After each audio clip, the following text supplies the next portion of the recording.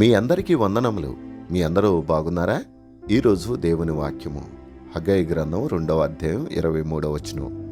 నేను నిన్ను ఏర్పరచుకుని ఉన్నాను కనుక ఆ దినమున నేను నిన్ను తీసుకొని ముద్రా యుంగరముగా చేతును. ఈ వచ్చిన భాగాన్ని జాగ్రత్తగా గమనిస్తే ప్రవచనాత్మకమైనటువంటి వాక్యముగా కనిపిస్తుంది. ఇక్కడ మనం జాగ్రత్తగా గమనించవలసిన విషయం ఏంటనంటే, హగ్గయి ఎవరిని గురించి ఈ ప్రవచనం చెప్తున్నాడు అనంటే జెరుబాబేలును గురించి. జెరుబాబేలు ఎవరు? ఇశ్రాయేలీల అధిపతి. ఆ అధిపతిని గురించి దేవుడు హగ్గయికి ఇచ్చినటువంటి ప్రవచనం ఏంటనంటే, నేను నిన్ను ఏర్పరచుకుని ఉన్నాను, ఆ దినమున నేను నిన్ను తీసుకొని ముద్రాయుంగరముగా చేతును. ఇది ప్రవచనాత్మకముగా అన్నట్లుగానే నిజముగా జెరుబాబేలు యొక్క సంతానములో నుండి ప్రభువైన యేసుక్రీస్తు ఈ లోకములో జన్మిస్తాడు అని చెప్పటానికి ఇది యొక్క సూచనగా కనిపిస్తుంది. ప్రియ సహోదరుడా, సహోదరి, నీవు దేవుని యందు నమ్మకం కలిగి ఉన్నావా? దేవుని యందు విశ్వాసము కలిగి ఉన్నావా? దేవుడు నిన్ను నడిపించే నాయకుడని నువ్వు నమ్మావా?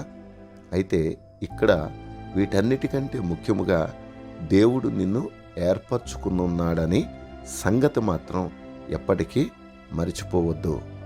దేవుడు ఏర్పరచుకున్నటువంటి వారిని ఒకానొక దినమున ఆయనే తనకు తానుగా కల్పించుకుని ముద్రా యుంగరముగా, అంటే అధికారము, ఆధిక్యత, ఉన్నత స్థానము కలిగిన వ్యక్తులుగా ఆయన మారుస్తానని ఈ వచనము ద్వారా మనతో కూడా మాట్లాడుతున్నాడు.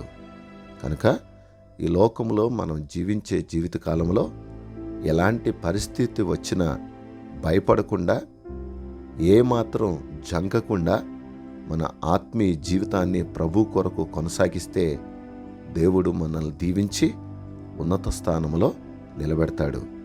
అలనాడు జెరుబాబేలు విషయంలో ప్రవచింపబడింది యేసుక్రీస్తు ప్రభువుల వారు ఈ లోకానికి రావటం ద్వారా నెరవేర్చబడినట్లుగానే ఒకానొక రోజున దేవుడు మనకిచ్చిన ప్రతి ప్రవచనాన్ని మన జీవితంలో కూడా అలాగే ఆశ్చర్యకరమైన రీతిలో, అద్భుతకరమైన రీతిలో, ఉన్నతమైనటువంటి స్థితిలో దేవుడు మన జీవితంలో నెరవేర్చబోతున్నాడు. అటువంటి కృపలో దేవుడు మనలను, మన కుటుంబాలను నింపి నడిపించునుగాక. ఆమేన్.